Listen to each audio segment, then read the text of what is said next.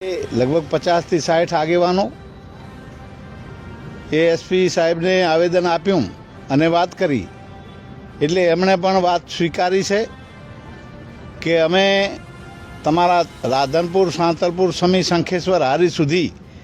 જે ડીવાયએસપી કક્ષાના રેન્જના અધિકારીની 4 અમે ટીમો બનાવીને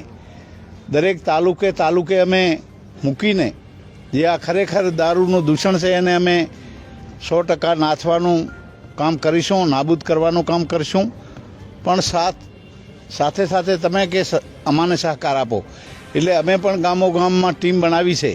જ્યાં કાંઈ આ દૂષણ થતું હોય એની જાણ અમારા ગામ સમિતિના લોકો દરેક આ વિસ્તારમાં ગામ સમિતિઓ બની છે,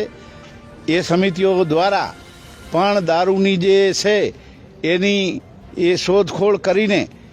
એ પોલીસને જાણ કરશે, જેથી કરીને આ બધી કાયમના માટે નાબૂદ થાય અને દારૂનું દૂષણ નાબૂદ થાય। એના માટે આ બધા આગેવાનો, તમામ યુવાનો આગેવાનો, બીજી સમાજના આગેવાનો પણ આવ્યા છે,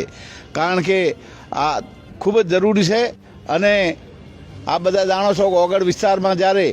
બંધારણ ઠાકોર સમાજનું બન્યું, એ 3 જિલ્લા એટલે ઉત્તર ગુજરાતનું આખું બંધારણ બન્યું, ત્યારથી આ ઠાકોર સમાજ ગામડે ગામડે જાગૃત થઈ ગયો છે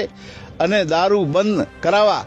સ્વયંભૂ જનતા રેડ પાડીને ઘણા ગામોમાં દારૂ બંધ કરાવ્યા છે અને એ સિલસિલો ચાલુ રહેવાનો છે। અને ઠાકોરો યુવાનો ખૂબ જ સક્રિય થઈ ગયા છે, એ 100% દારૂ બંધ કરાવવાના છે।